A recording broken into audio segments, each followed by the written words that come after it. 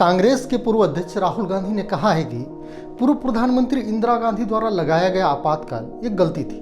उन्होंने यह भी कहा कि उस दौरान जो भी हुआ वह बिल्कुल गलत था, लेकिन वह आपातकाल वर्तमान परिप्रेक्ष्य से बिल्कुल अलग था, क्योंकि कांग्रेस ने कभी भी देश के संस्थागत ढांचे पर कब्जा करने का प्रयास नहीं किया। राहुल गांधी ने यह बात अमेरिका की प्रतिष्ठित कॉर्नेल यूनिवर्सिटी में प्रोफेसर और भारत के पूर्व आर्थिक सलाहकार कौशिक बसु के साथ हुई बातचीत में कही।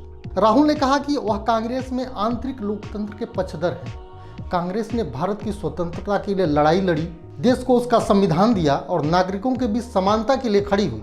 राहुल ने कहा कि कांग्रेस पार्टी ने भारत के संस्थागत ढांचे पर कब्जा करने का प्रयास कभी नहीं किया और कांग्रेस के पास ऐसा करने की काबिलियत भी नहीं है।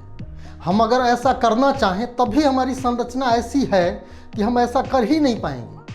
राहुल ने कहा कि हमें संसद में बोलने की अनुमति तक नहीं है, न्यायपालिका से उम्मीद नहीं है। उन्होंने कहा कि आरएसएस भाजपा के पास बेतहाशा आर्थिक ताकत है, व्यवसायों को विपक्ष के साथ खड़े होने की इजाज़त नहीं है। राहुल गांधी ने कहा कि मणिपुर में राज्यपाल बीजेपी की मदद कर रहे हैं।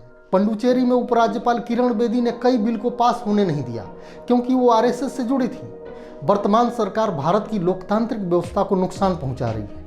यह देश के लोकतांत्रिक ढांचे पर सोचा समझा हमला है। राहुल गांधी ने आरएसएस के एक पूर्व सदस्य से हुई बातचीत का हवाला देते हुए कहा कि आरएसएस के लोग आज देश की ब्यूरोक्रेसी, एजुकेशन सिस्टम और देश के परीक्षा सिस्टम पर हमला कर रहे हैं। राहुल गांधी ने कहा कि यदि आज देश के सर्वोच्च सेवा संस्थान में कोई आईएएस बनता है तो उसे आरएसएस की ट्रेनिंग उससे होकर गुजरना होगा। मध्य प्रदेश में कांग्रेस की 15 साल बाद बनी सरकार को गिर जाने पर राहुल गांधी ने चर्चा करते हुए कहा कि राष्ट्रीय स्वयंसेवक संघ यानी आरएसएस कुछ ऐसा कर रहा है जो अपने मौलिक रूप से भिन्न है।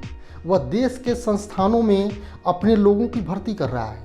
कमलनाथ के हुई बातचीत को याद करते हुए राहुल गांधी ने कहा कि नाथ ने उन्हें बताया था कि मध्य प्रदेश सरकार के जो सीनियर अधिकारी हैं वह कमलनाथ यानी सीएम तक की बात नहीं सुनते थे, क्योंकि वे आरएसएस के लोग थे और सीएम के आदेश के बाद भी मनमानी किया करते थे। राहुल गांधी ने कहा कि अगर हम भाजपा को चुनाव में हरा भी दें तब भी हम संस्थागत ढांचे में आरएसएस के लोगों से छुटकारा नहीं पा सकते। राहुल गांधी ने इस बात पर आश्चर्य जताया कि आंतरिक लोकतंत्र के मामले में बीजेपी, बसपा, सपा और देश की कई दूसरी पार्टियों से क्यों सवाल नहीं किया जाता। यह सवाल कांग्रेस से ही क्यों बार बार पूछा जाता है। राहुल गांधी ने कहा कि मैं एक दशक से कांग्रेस में आंतरिक लोकतंत्र का पक्षधर हूं। मैंने युवाओं और छात्र संगठनों में चुनाव को बढ़ावा दिया है। मैं ऐसा पहला आदमी हूं जिसने पार्टी में लोकतांत्रिक चुनावों को महत्वपूर्ण माना है। हमारे लिए कांग्रेस का मतलब आज़ादी के लिए लड़ने वाली ऐसी संस्था है जिसने भारत को संविधान दिया। हमारे लिए देश में लोकतंत्र और लोकतांत्रिक प्रक्रियाओं को बरकरार रखना सबसे महत्वपूर्ण है। बता दें कि देश की वर्तमान शासन व्यवस्था को राहुल गांधी से लेकर दूसरे कई नेता आपातकाल से भी खराब बता चुके हैं। अब बात चली है आपातकाल की, तो देश में आपातकाल क्यों और किसके सुझाव पर लगा, इसके बारे में हम आपको संक्षेप में जानकारी देते हैं। बता दें कि आज से लगभग 45 साल पहले यानी 25 जून 1975 को देश में आपातकाल लागू किया गया। यह आपातकाल 21 मार्च 1977 तक यानी 21 महीने तक चला। तत्कालीन प्रधानमंत्री इंदिरा गांधी ने देश में आपातकाल लागू करने का फैसला तब किया जब वह इलाहाबाद हाई कोर्ट में चल रहे राजनारायण बनाम उत्तर प्रदेश सरकार मुकदमे में हार गई थी। इस मुकदमे में इलाहाबाद हाई कोर्ट ने प्रधानमंत्री इंदिरा गांधी को चुनावों में धांधली का दोषी पाया था और 12 जून 1975 को इलाहाबाद हाई कोर्ट के जज जस्टिस जगमोहन लाल सिन्हा ने इंदिरा गांधी के रायबरेली से सांसद के रूप में चुनाव को अवैध करार दे दिया था।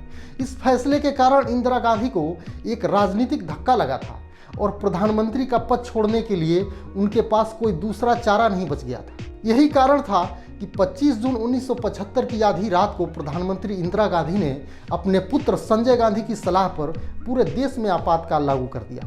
वैसे राहुल गांधी ने दुनिया की प्रतिष्ठित अमेरिकी यूनिवर्सिटी के प्रोफेसर कौशिक बसु के साथ चीन के विश्व शक्ति बनने की ओर बढ़ने, भारत के पड़ोसी देश म्यांमार में सैनिक तानाशाही और उसका भारत के लोकतंत्र पर पड़ने वाला असर सहित देश के तमाम कई मुद्दों पर लंबी चर्चा की है।